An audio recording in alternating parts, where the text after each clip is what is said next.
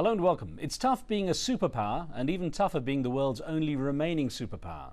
So how does America balance between being a shining example of democracy and freedom on one hand, and on the other, a bully that's trying to impose its values on far-off nations around the globe? Economically, the US is challenged by a weak dollar and the rise of nations with oil money or growing economic might, such as China.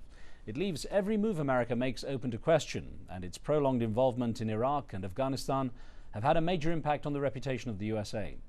According to the Pew Research Center's recent survey of views of the US held by people overseas, the image has improved in many countries over the last year, with a particularly strong increase in South Korea. Only a slim majority of Britons continues to hold a positive view of the US, while in Pakistan the majority view is unfavorable.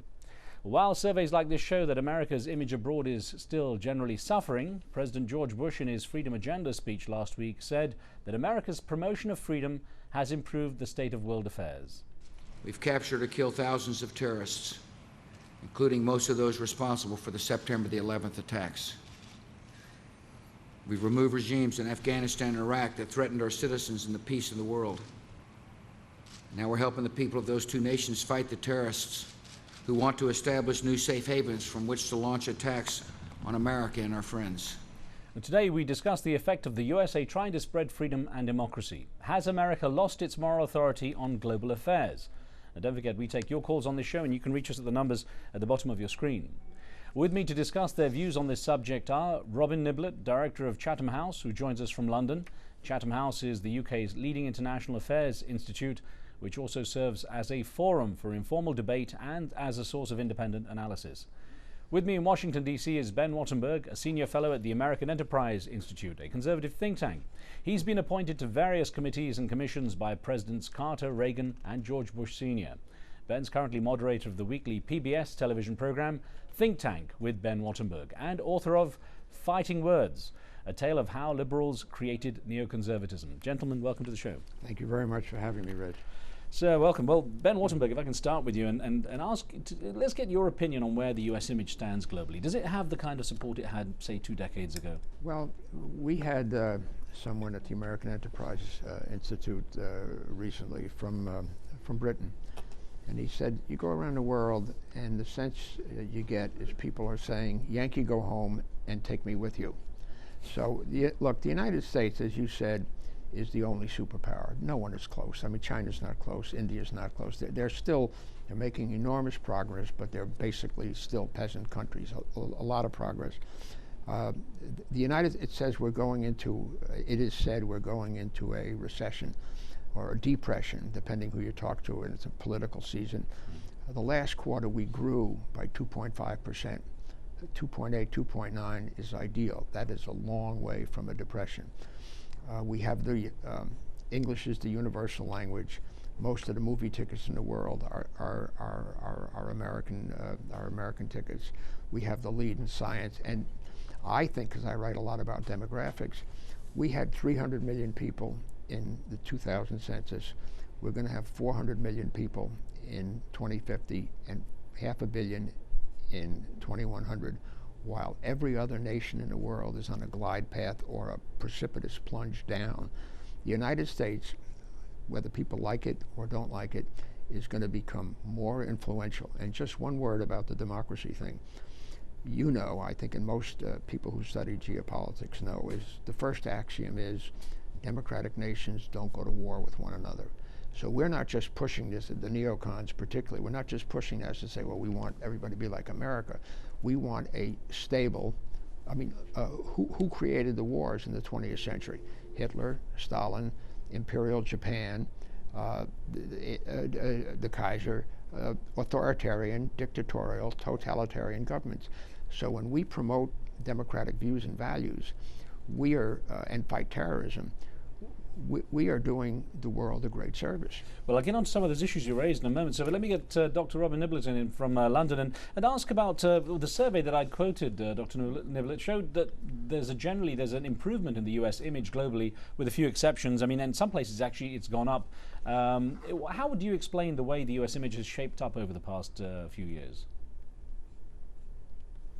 Well, I think it's dropped, as you noted in your introduction, probably significantly, if not most precipitously, in many of the countries in Europe, and I'd include the United Kingdom there, where a little under 50% now talk about being favorable in terms of how they think about U.S. leadership in the role, U.S. leadership in the world. So that includes the Netherlands, another fairly traditionally pro-American country. So I think certainly countries that had seen themselves and continue to see themselves as allies of the United States, and who had looked at U.S. power as something that was driven very much by trying to promote an image of Americas around the world in a positive sense, trying to spread the sort of opportunity for individuals that America embodies most precisely, a system of government that's representative. Those positive pictures of America, I think, all went through quite a fundamental shift after the terrorist attacks in 9/11 and the kind of response that the Bush administration took upon itself. A defensive America, America that is focused upon trying to protect itself from terrorists. And we heard in that snippet from President Bush his equation of freedom, which is a freedom agenda, but the main priority is how many terrorists you've killed. An America that is focused primarily on how it defends itself is going to find it very hard to promote simultaneously the kind of positive image that its allies had felt most comfortable with in the past. Well, let's get the war on terror has not just been President Bush. We have had enormous cooperation from the Brits and the French and the Japanese, the Chinese, the Indians. Everybody is against terrorism. And it's somewhat of a miracle that the United States has not been hit again since 9/11. I mean, it's other places where it could happen tomorrow. But that has been a supreme act of international cooperation. I don't like it when you go to an airport now, you got to take your shoes off and all that stuff. There was an ultimatum, though. George Bush did say, you're with us or against us, and that kind of put everyone into a difficult position. Well, if you're pro-terrorist, you're against us. Let's get a call on the line. Mohammed's on the line from the UK, so I'll quickly get this call in. Mohammed, go ahead. Yes. Effectively, has the US lost its moral hold and authority in global affairs?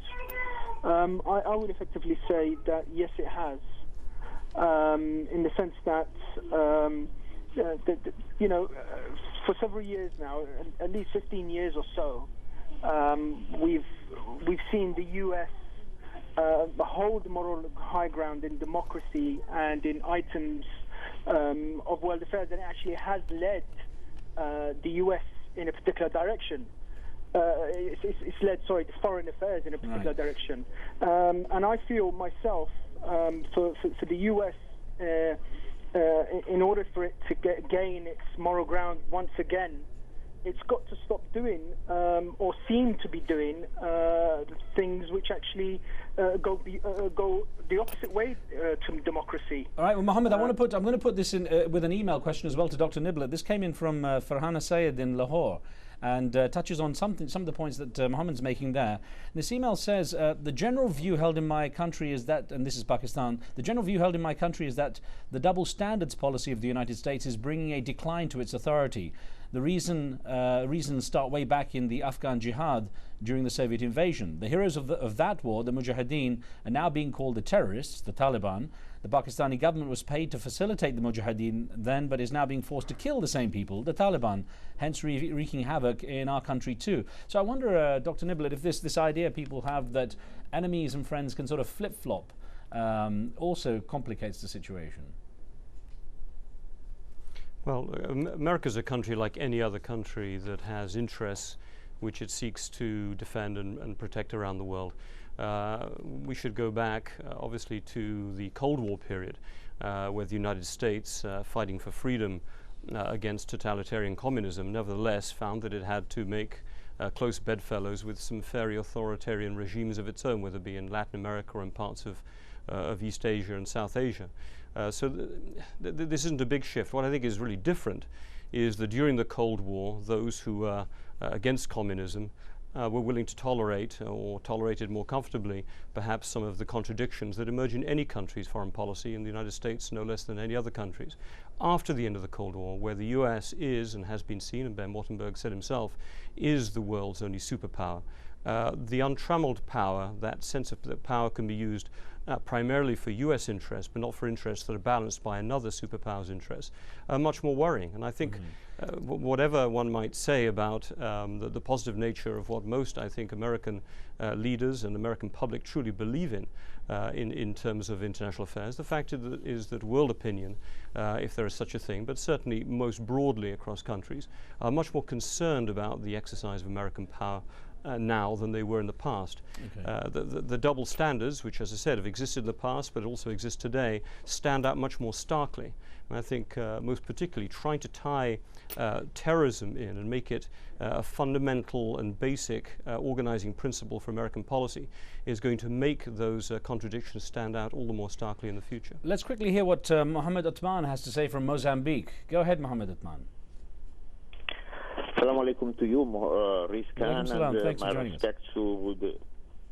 my respects to the both members of the honorable members of the panel. My question is, I have a package of questions, if you allow me. Please, very quickly. First of all, are the Americans promoting the democracy and freedom, or they are imposing the freedom and democracy? And my question is, do we Africans or Asians have anything to learn from America exercising the democracy? Because like in Africa, in the village, at night time, we sit all together to take the decision how we are going to fight the elephants if they are coming from the right side or left side of the village. Mohammed? In India, we still have Panchat. All right. Listen, Mohammed, I'm going to have to interrupt you there, and we'll get to this idea of the imposing or promoting democracy in a moment. We've got to take a very short break, but we're going to be right back with more on this debate, so stay with us.